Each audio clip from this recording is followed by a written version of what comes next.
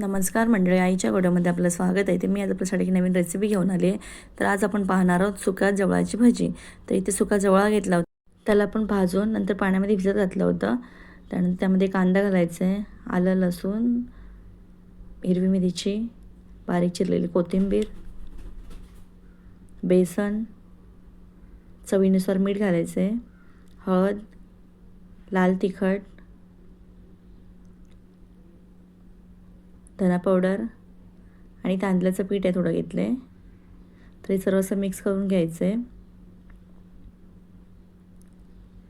त्यानंतर आपण तेलामध्ये फ्राय करून घ्यायचं आहे.